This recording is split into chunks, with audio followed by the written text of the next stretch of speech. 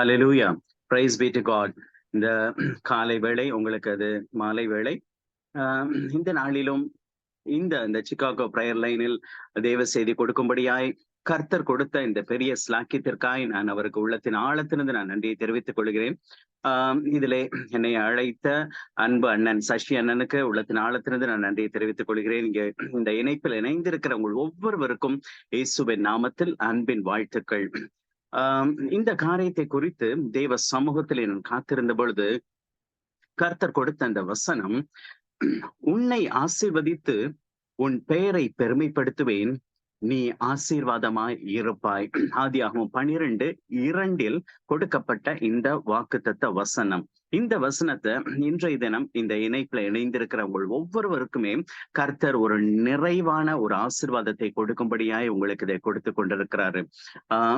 ஆபிரகாமுக்கு இந்த ஆசீர்வாதத்தை எந்த காலகட்டத்தில் கர்த்தர் கொடுத்தார் என்று நம்ம பார்க்கும் பொழுது, கல்தேயருடைய தேசத்திலே இந்த நிம்ரோத் என்கிற அந்த ராஜா அவன் அரசாண்டு கொண்டிருந்தான்.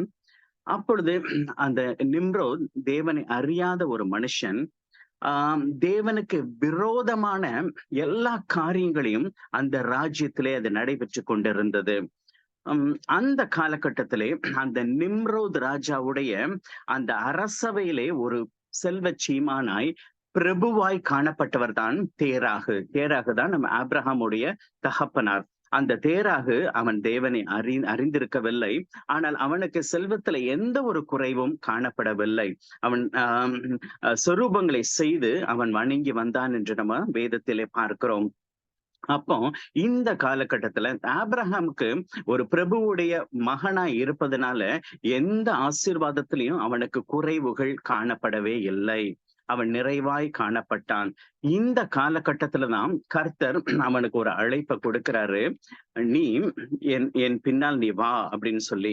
ஆதியாகமம் 12:1 ஆபிரகாமுக்கு 75 வயது ஆகும் பொழுது கர்த்தர் ஆபிரகாமை நோக்கி, நீ உன் தேசத்தையும் உன் இனத்தையும் உன் தகப்பனுடைய வீட்டையும் விட்டு புறப்படு, நான் உனக்கு காண்பிக்கும் தேசத்துக்கு போ என்று சொல்லி ஒரு அழைப்பை கொடுக்கிறார். நம்ம இந்த வேலையை நம்ம யோசித்து பார்க்க வேண்டும். ஒருவேளை நம்ம ஒன்றுமில்லாத ஒரு நிலைமையில கர்த்தர் நீ வா என்று அழைக்கும் பொழுது நம்ம நிச்சயமாய் கிளம்பி போய் விடுவோம். ஆனா நம்முடைய கம்ஃபர்டபிள் ஜோன்ல எல்லாம் நிறைவு, நமக்கு தேவைகள் எல்லாம் சந்திக்கப்பட்ட ஒரு நிலைமையில காணப்படும் பொழுது கர்த்தர் நமக்கு ஒரு அழைப்பை கொடுக்கும் பொழுது நம்ம அதை எப்படி ரெஸ்பாண்ட் பண்ணுவோம் என்று சொல்லி நாம் யோசித்து பார்க்க வேண்டும். ஆனா இந்த இடத்துல ஆபிரகாம் தேவனை விசுவாசித்து அவனுடைய இந்த கம்ஃபர்ட் ஜோன் எல்லாவற்றையும் விட்டு, அவனுடைய தகப்பன் வீட்டை, அவனுக்கு இருந்த செல்வங்கள் எல்லாவற்றையும் விட்டு அவனுக்கு எந்த குறையுமே இல்லை. ஆனால் கர்த்தர் அழைத்தார் என்கிற அந்த அழைப்பை அவன் ஏற்று அவன் புறப்பட்டு செல்கிறான். அப்படி அவன் புறப்பட்டு வரும் பொழுது தேவன் அவன்கிட்ட பேசுகிற ஒரு காரியம், நான் உன்னை ஆசீர்வதித்து உன் பெயரை பெருமைப்படுத்துவேன், நீ ஆசீர்வாதமாய் இருப்பாய். I will bless you abundantly. I will make your name great or famous or exalted. பல டிரான்ஸ்லேஷன்ஸ்ல பல விதமாய் கொடுக்கப்பட்டிருக்கிறது. And you shall be a blessing to others என்கிற ஒரு வாக்கு தத்தத்தை அவர் கொடுக்கிறாரு. அப்ப இந்த ஆசீர்வாதம் என்ன? ஆல்ரெடி ஆபிரகாமுக்கு ஆசீர்வாதம் இருந்துச்சு. But what is this blessing God is going to give என்று பார்க்கும் பொழுது அந்த மூல பாஷையிலே இந்த ஆசீர்வாதம் என்கிற அந்த வார்த்தைக்கு கொடுக்கப்பட்டுள்ள அந்த வார்த்தை பெராக்கா என்கிற பதம் உபயோகிக்கப்படுத்தப்பட்டுள்ளது. So what is this Beracah? இந்த பெராக்கா என்னவென்று பார்க்கும் பொழுது அந்த பெராக்கா என்பது ஒரு ஆசீர்வாதம் அல்ல. அதில் it comprises of a wholesome blessing. So அந்த blessingல அந்த பெராக்காவில் என்னென்ன காரியங்கள் காணப்படுகிறது என்று சொல்லி நம்ம பார்க்கும் பொழுது, முதலாவது தேவனை துதிக்கிற துதி. அது ஒரு ஆசீர்வாதத்தின் வாய்க்காலாய் அது காணப்படுகின்றது. Praising God. அந்த பெராக்காவில அந்த பிரைசிங் காட் ஒரு பார்ட்டாய் அது காணப்படுகின்றது. 2 நாளாகமும் 20 உள்ள ஒரு காரியம், அந்த யூதாவின் ராஜா யோசபாத்தின் நாட்களிலே 3 ராஜ்யங்கள், மோவாப், அம்மோன் புத்திரர், கடலுக்கு அக்கறையில் உள்ள சீரிய தேசத்தார். இந்த 3 ராஜாக்களும் இணைந்து இந்த யோசபாத்துக்கு விரோதமாய் அவர்கள் யுத்தத்திற்கு வருகிறார்கள். சோ இப்ப ஒரு ராஜா இருக்கும் பொழுது, யுத்தத்திற்கு வரும் பொழுது அந்த ராஜா ஆட்டோமேட்டிக்கா என்ன செய்வான்? தன்னுடைய போர் வீரர்களை அவன் உற்சாகப்படுத்துவான். அவன் எத்தனை பேர், நம்ம காலாட்படைகள் எத்தனை பேர் இருக்கிறாங்க, குதிரைகள் எவ்வளவு இருக்குன்னு சொல்லி அவனுடைய பலம் என்னவென்று சொல்லி அவன் அதை அதிகரிக்கிறதுக்கான வழிகளை அவன் பார்ப்பான். அல்லது அவனுடைய ஃப்ரெண்ட்ஸ் ராஜாக்கள் இருந்தா அவர்களிடமிருந்து அவன் ஹெல்ப்பை கேட்பான். ஆனா இந்த யோசபாத் ராஜா 3 ராஜ்யங்கள் அவனுக்கு விரோதமாய் வந்த பொழுது அவன் செய்த காரியம், அவன் எந்த மனுஷனையும் அவன் நோக்கி பார்க்கவில்லை, அவன் கர்த்தரையே தேடினான். அவன் கர்த்தரை தேட அவன் உபவாசம் கூறுவித்தான். எங்கள் கண்கள் உம்மையே நோக்கி இருக்கிறது என்று சொல்லி அவன் சொல்லுகிறதை நம்ம வேதத்துல பார்க்கிறோம். அப்ப பலவிதமான போராட்டங்கள், சூழ்நிலைகள் நம்மை சூழ்ந்து வரும் பொழுது நம்ம மனுஷர்களை தேடாதபடி தேவனை நாம் நோக்கி பார்க்கும் பொழுது, என்ன ப்ராப்ளம் வந்தாலும் நம்ம உடனே அத கர்த்தரை நம்ம நோக்கி பார்க்கும் பொழுது நிச்சயமாகவே தேவன் நமக்கு ஒரு ஆசீர்வாதமான ஒரு நிறைவான முடிவை அவர் தர வல்லவர். 2 நாளாகம 20:15 பார்க்கும் பொழுது, நீங்கள் பயப்படாமலும் கலங்காமலும் இருங்கள், இந்த யுத்தம் உங்களுடையதல்ல, அது தேவனுடையது. அப்போ ஃபர்ஸ்ட் நம்ம இந்த ப்ராப்ளம்ஸ் என்னவா இருந்தாலும் அது தேவனிடத்தில் எடுத்து சொல்லும் பொழுது அவர் நமக்காய் யுத்தம் செய்கிறவராய் இருக்கிறார். அப்போ சூழ்நிலைகள் நம்ம கைகள்ல எடுத்துக்கொண்டு நம்ம போருக்கு போகும் பொழுது அவருடைய கைகள் கட்டப்பட்ட நிலைமைக்கு போய் விடுகின்றது. அப்ப எல்லாவற்றிலும் தேவனை நம்ம முன்னிறுத்தும் பொழுது நம்முடைய வாழ்க்கையில ஒரு ஜெயத்தை நாம் பார்க்க முடியும். 21 பார்க்கிறோம். பரிசுத்தமுள்ள மகத்துவத்தை துதிக்கும்படி அவன் பாடகர்களை முன்பாக அவன் அனுப்புகிறான்.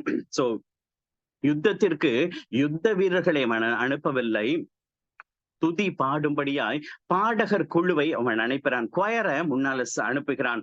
அந்த கொயர் அவர்கள் பரிசுத்தமுள்ள மகத்துவம், இந்த ஹோலி காட், அவருடைய குளோரிய அவர்கள் மகிமைப்படுத்துகிறார்கள். இந்த காலை வேளையில, இந்த மாலை வேளையில அவருடைய நாமத்தை, அவருடைய பரிசுத்தத்தை, நம்ம அவருடைய மகத்துவத்தை நம்ம உயர்த்த நம்முடைய வாழ்க்கையில் காணப்படுகிற தடைகள் விலகும். நமக்கு விரோதமாய் வருகிறவர்கள் அவர்கள் மடங்கடிக்கப்படுவார்கள். அப்போ துதி செய்ய தொடங்கின போது அவர் சொன்ன காரியம், நம்ம அந்த ஆராதனை வேளையில அண்ணன் சொன்னாங்க, கர்த்தர் நல்லவர், அவர் கிருபை என்று பொழுது முன்பாக சென்ற, யுத்தத்திற்கு முன்பாக சென்ற அந்த பாடகர் குழுவினர் பாடியது, கர்த்தர் நல்லவர், அவர் கிருபை என்று பொழுது. நம்ம எந்த சூழ்நிலையிலும் கர்த்தர் நல்லவர், கர்த்தரையே நம்ம உயர்த்தும் பொழுது, நீர் நல்லவரப்பா, என்னுடைய வாழ்க்கையில நடக்கிற காரியங்கள் எல்லாமே அது நன்மைக்கு ஏதுவானது என்று சொல்லி நம்ம விசுவாசிக்கும் பொழுது அவர் நிச்சயமாகவே கிருபை மிகுந்தவராய் நம்மை நிறைவான ஆசீர்வாதத்தின் வழியாய் அவர் நடத்த வல்லவர். அவர்கள் துதி செய்ய தொடங்கின பொழுது ஒருவருக்கு விரோதமாய் ஒருவரை கர்த்தர் எழும்ப பண்ணினார், அவர்கள் வெட்டுண்டு விழுந்தார்கள்.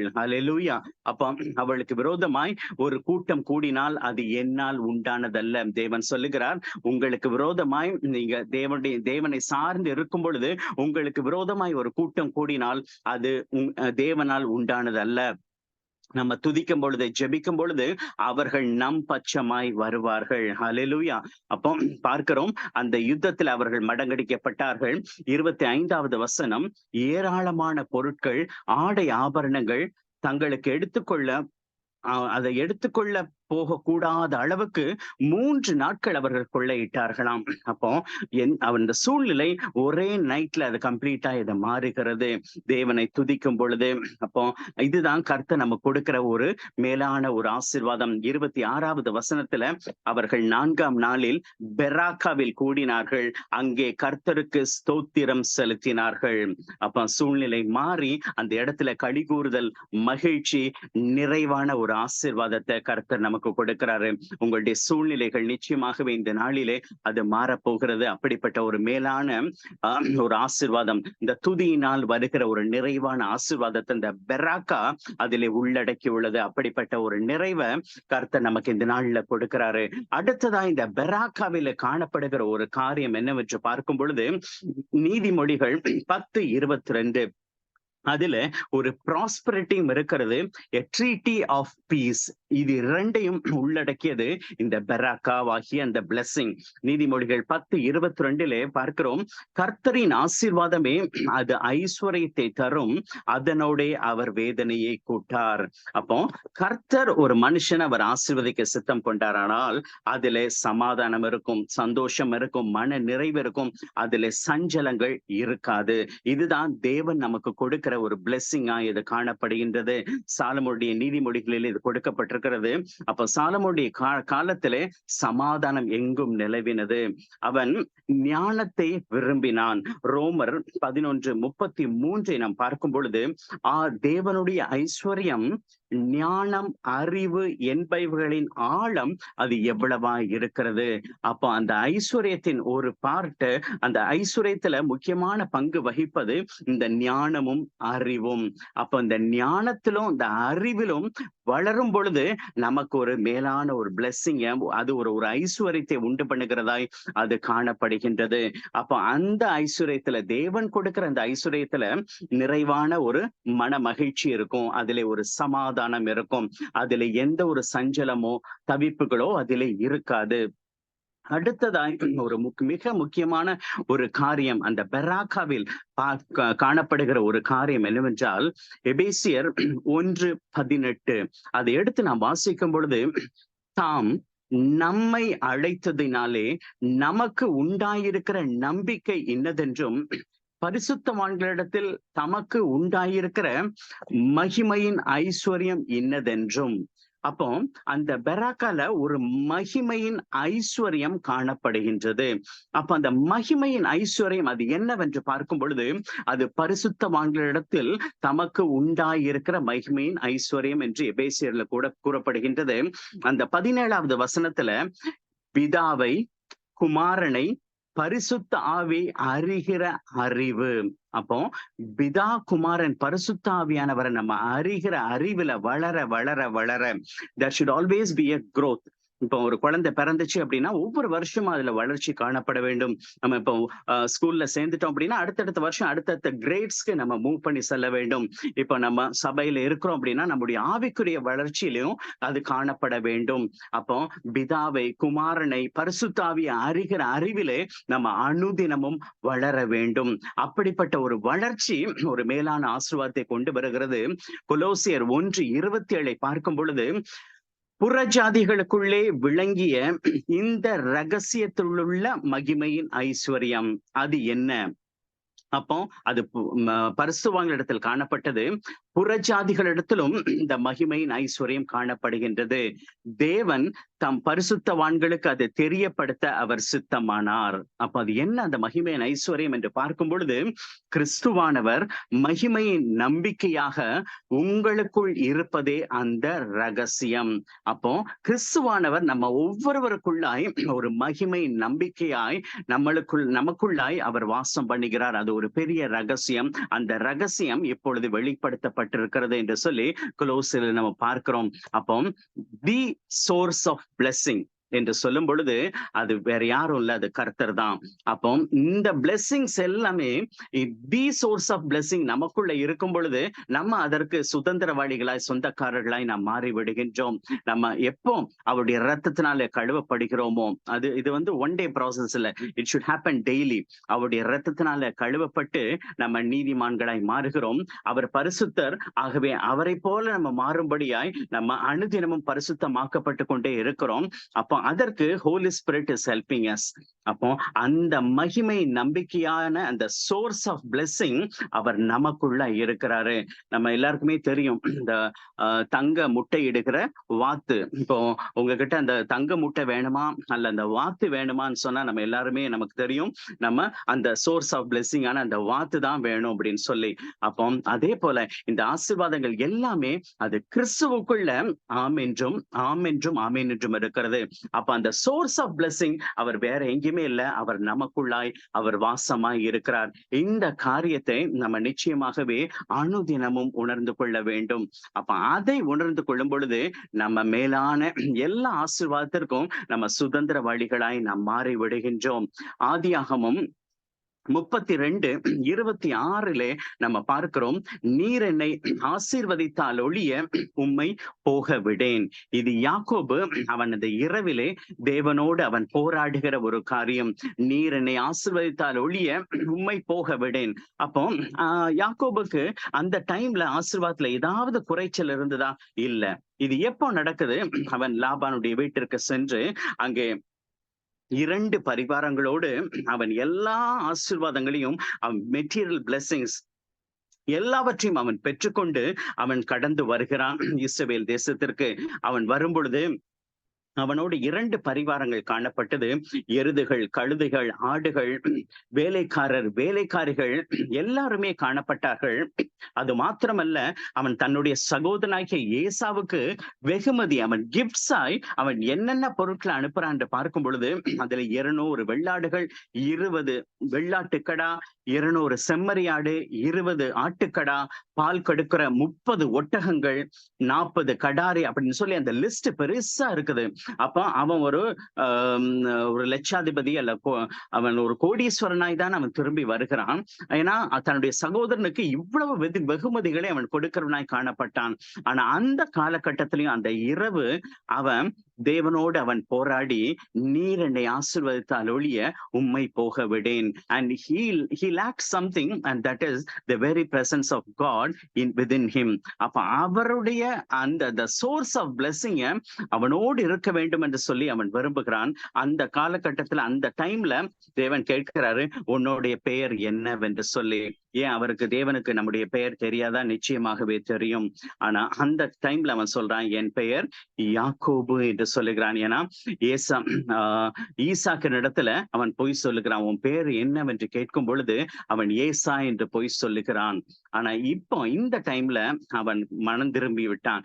கர்த்தர் நம்மை ஆசீர்வதிக்க வேண்டுமானால் நம்முடைய மனங்கள் அது புதிதாக்கப்பட வேண்டும்.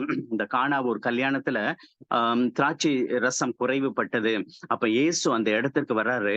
வந்து அந்த மீண்டுமாய் அவர் he wants to bless them, but அந்த ரசம் குறைவுபட்டு போயிருச்சு. ஏற்கனவே ரசம் இருந்த ஜாடிகளை நீங்க கொண்டு வாங்க, அதுல நான் ரசத்தை நிரப்புவேன் என்று அவர் சொல்லவில்லை. புதிய ஜாடிகளை கொண்டு வாருங்கள். அது எப்படிப்பட்டதா இருந்தாலும் சரி. யூதர்கள் முறைமையின்படி அவர்கள் சுத்திகரிப்புக்கென்று வைக்கப்பட்ட கற்சாடிகளை அவர் தேர்ந்தெடுக்கிறாரு. அப்போ அந்த புதிய ரசம் ஊற்றப்பட வேண்டுமானால் அந்த துருத்திகள் எல்லாம் அது புதுப்பிக்கப்பட்டதாய் மாற்றப்பட வேண்டும். அப்ப இந்த நாள்ல நம்முடைய இருதயத்துல ஒரு மாற்றம் வரும் பொழுது அந்த புதிய திராட்சை ரசமாகிய ஒரு நிறைவான ஆசீர்வாதத்தினாலே தேவன் நம்மை நிரப்ப முடியும். அப்ப அந்த இடத்துல தேவன் இந்த யாக்கோபுடைய பெயரை அவர் மாற்றுகிறார். யாக்கோபுனா என்ன அர்த்தம் கேட்டா நம்ம உடனே சொல்லுவோம் எத்தன் என்று சொல்லி. ஆனா அந்த பெயருக்கான அர்த்தம் அது எத்தன் அல்ல, டு ஃபாலோ காட் அல்ல, மே காட் ப்ரொடெக்ட் என்பது. சாத்தானுக்கு நம்முடைய பெயர் தெரியும், ஆனா நம்ம செய்த பாவத்தை குற்றத்தை வைத்துதான் அவன் நம்ம அழைப்பான். ஒருவேளை நீ பொய்யன், நீ திருடன், நீ விபச்சாரன், இல்ல நம்ம என்ன ஒரு தவறான காரியம் செய்திருந்தாலும் அதை சொல்லி அவன் அழைப்பான். ஆனா தேவனுக்கு நம்முடைய பாவம் என்னவென்று தெரியும். ஆனா அவரு நம்ம என்ன பிளெஸிங்கை நம்ம ரிசீவ் பண்ண போறோங்கிறதை அறிந்து அவர் நம்மை அழைக்கிற தேவனாய் அவர் காணப்படுகின்றார். ஒரு டிரான்ஸ்ஃபர்மேஷனை அன்றைய தினத்துல யாக்கோபுடைய வாழ்க்கையில அவர் கொடுத்து அவர் பெரிய ஒரு ஆசீர்வாதத்தை சுதந்திரிக்கும்படி அவர் வழிகளை அவர் திறந்து கொடுக்கிறார். இந்த கடைசியாக இந்த ஒரு காரியத்தை சொல்லி நான் முடிக்க விரும்புகின்றேன். 1 கொரிந்தியர் 10:16 we give thanks for the cup of blessing. நாம் ஆசீர்வதிக்கிற ஆசீர்வாதத்தின் பாத்திரம் கிறிஸ்துவனுடைய இரத்தத்தில் ஐக்கியமாய் இருக்கிறது. அப்போ இது கம்யூனியன் கப்பை குறித்த ஒரு பிளெஸிங்கா இது காணப்படுகின்றது. It's a cup of blessing. நாம் ஆசீர்வதிக்கிற ஆசீர்வாதத்தின் பாத்திரம். we give thanks for the cup of blessing. அப்போ நம்ம எவ்ரி டைம் அந்த கம்யூனியன்ல நம்ம பங்கு பெறும் பொழுது அந்த கம்யூனியன் வந்து it evokes blessing and thanksgiving for abundant life in Christ. கிறிஸ்துவுக்குள்ள ஒரு நிறைவான வாழ்க்கையை வாழும்படி அந்த கம்யூனியன் கப், அந்த ஆசீர்வாதத்தின் பாத்திரம் நம்மை உந்துகிறதாய் அது காணப்படுகின்றது. And so the blessing is the presence of God in our life. அப்ப அந்த பிரசன்ஸ நம்ம மீண்டுமாய் ஒவ்வொரு நாளும் அது புதுப்பிக்கிறவர்களாய் நாம் காணப்பட வேண்டும். மாதத்துக்கு ஒரு முறை நம்ம அந்த கம்யூனியன்ல பங்கெடுக்கும் பொழுது நம்ம கிறிஸ்துவின் சரீரத்தோடு நம்ம இணைக்கப்படுகிறோம். அப்போ கிறிஸ்துவின் சரீரத்தோடு இணைக்கப்படுகிற சரீரத்துல வியாதிக்கோ, பாவத்திற்கோ, சாபத்திற்கோ இடம் இல்லை. ஏன்னா கிறிஸ்துவின் சரீரத்துல வியாதியோ, சாபமோ, பாவமோ கிரியை செய்ய முடியாது. அப்ப அந்த கம்யூனியன்ல அவர் body is getting united with the body of Christ. அப்ப அந்த கிறிஸ்துவின் சரீரத்துல இணைக்கப்பட்ட இந்த சரீரத்துக்குள்ள வியாதியோ, எந்த வறுமையோ, அல்லது எந்த பாவமோ, எந்த சாபமோ அது கிரியை செய்ய முடியாது. அந்த சத்தியத்தை நம்ம அறிந்து கொள்ளும் பொழுது நம்ம நிறைவான ஆசீர்வாதத்தை சுதந்திரிக்கும்படி தேவன் நம்மை வழி நடத்துகிறவராய் அவர் காணப்படுகின்றார்.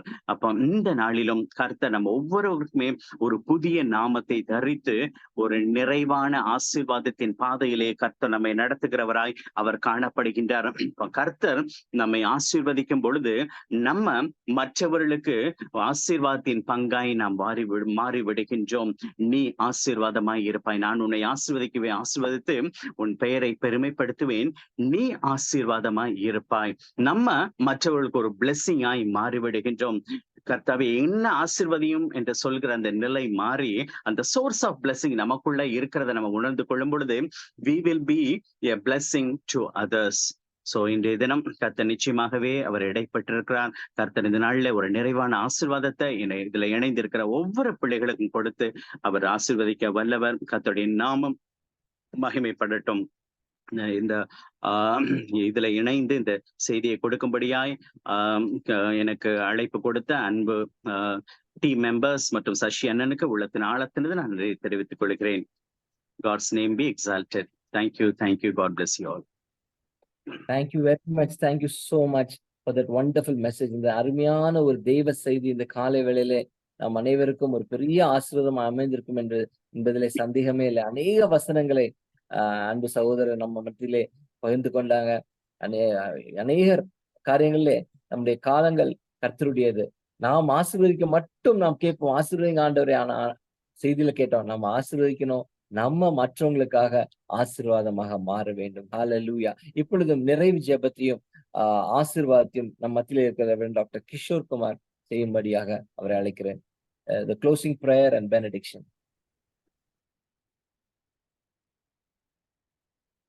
Over to Reverend Dr. Kishore Kumar to say the closing prayer and benediction. Please unmute, Pastor.